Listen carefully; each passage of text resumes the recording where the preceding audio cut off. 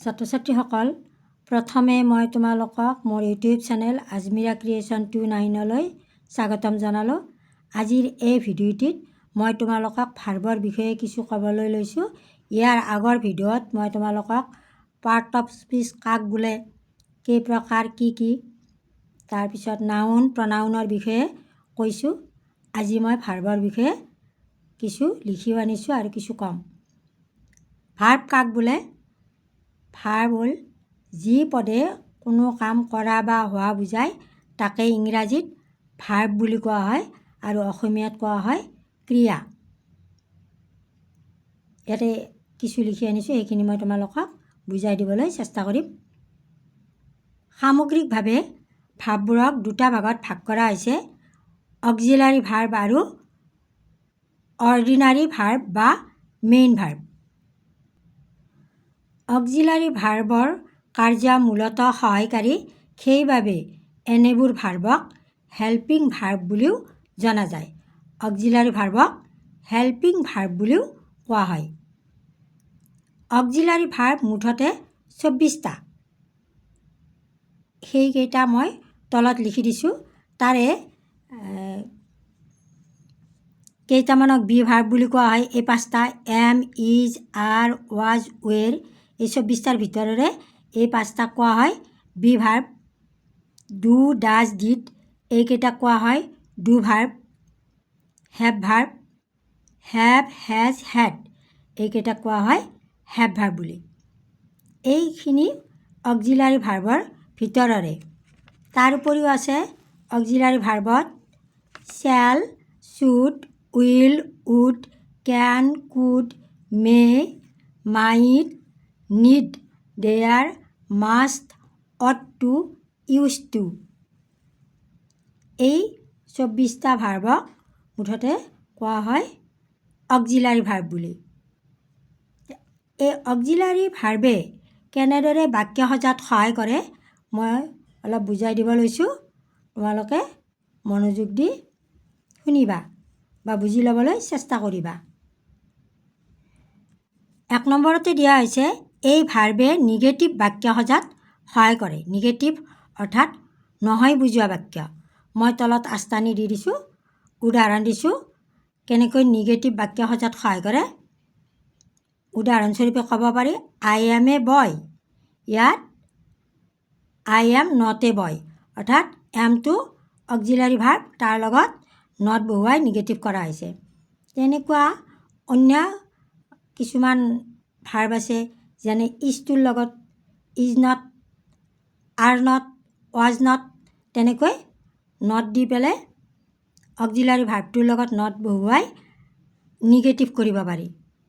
তাৰপিছত 2 নম্বৰত দিয়া হৈছে এই ভাৰ্বে ইণ্টাৰোগেটিভ বাক্য সজাত সহায় কৰে। ইণ্টাৰোগেটিভ মানে হ'ল প্ৰশ্নবোধক বাক্য।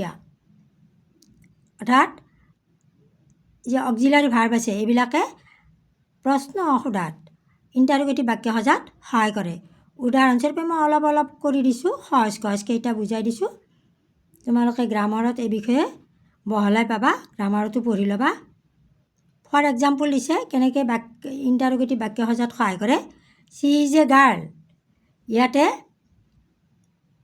ইয়াতে যিটো অক্সিলাৰী ভাৰ্ব আছে সেইটো ছাবজেক্টৰ আগত বহুৱালে হ'ল ইজ চি এ গাৰ্ল।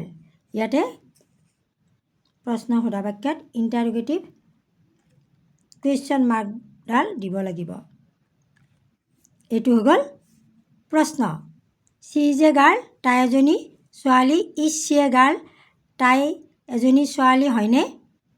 এইটো হ'ব ইণ্টাৰোগেটিভ চেণ্টেন্স। তাৰপিছত 3 নম্বৰত দিয়া আছে এই ভাৰ্বে কুৱেশ্যন টেগ কৰাত সহায় কৰে। মই এক্সাম্পল দিছোঁ, she cannot ride a bicycle, can she. এইটো টেগ কৰি দিয়া আছে। কেনটো হ'ল অক্সিলাৰী ভাৰ্ব আৰু এইটোত কি কৰা হৈছে she can't ride a bicycle, can she. তাৰপিছত আৰু এটা দিছোঁ you want a pen, don't you. এই দুটা হৈছে টেগ কুৱেশ্যন। অক্সিলাৰী ভাৰ্বে কুৱেশ্যন টেগ কৰাটো সহায় কৰে। Due to auxiliary verb. তাৰপিছত 4 নম্বৰত দিয়া আছে এই ভাৰ্বৰ সহায়ত চুটি উত্তৰ দিব পাৰি। মই এক্সাম্পলত দিছোঁ কেন ইউ ডু দিছ চাম। চুটি উত্তৰত হ'ব য়েছ আই কেন। গোটেই চেণ্টেঞ্চটো নিলিখিলেও হয় অক্সিলাৰী ভাৰ্বৰ ক্ষেত্ৰত চুটি উত্তৰ দিব পাৰি। য়েছ আই কেন, হয় মই পাৰোঁ। কেন ইউ ডু দিছ চাম, তুমি অংকটো কৰিব পাৰানে? য়েছ আই কেন, হয় মই পাৰোঁ। তেনেকৈ চুটিকৈ উত্তৰ দিব পাৰি। অক্সিলাৰী ভাৰ্ববোৰক আকৌ দুটা ভাগত ভাগ কৰিব পাৰি বা ভাগ কৰা হৈছে প্ৰাইমাৰী আৰু মডেল।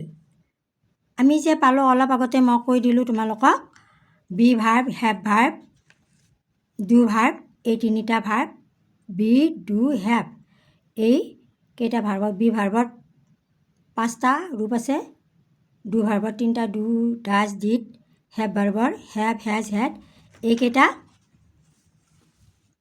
প্ৰাইমাৰী অক্সিলাৰী বোলা হয়। বাকীকেইটাক মডেলছ বোলা হয়। বাকীকেইটা মানে 24টাৰ যে বাকীবিলাক থাকিল, এই 5 6 আমি কিমানটা পালোঁ 11টাত বাহিৰে বাকী যিবিলাক অক্সিলাৰী ভাৰ্ব আছে সেইকেইটাক মডেলছ বুলি কোৱা হয়। তাৰপিছত ভাৰ্বৰ আমি 2 প্ৰকাৰৰ পাইছিলোঁ। কি পাইছিলোঁ? অক্সিলাৰী ভাৰ্ব আৰু অৰ্ডিনাৰী বা মেইন ভাৰ্ব। 2 নম্বৰত অৰ্ডিনাৰী বা মেইন ভাৰ্ব। অক্সিলাৰী ভাৰ্বৰ বাহিৰে সকলো ভাৰ্বকে অৰ্ডিনাৰী বা মেইন ভাৰ্ব বোলে বা বোলা হয়। এনে ভাৰ্বক ফুল ভাৰ্বো বোলে। মেইন ভাৰ্বৰ কেইটামান উদাহৰণ মই ইয়াতে দি দিছোঁ, বহুতো আছে, মই কেইটামানহে ইয়াতে দি দিছোঁ।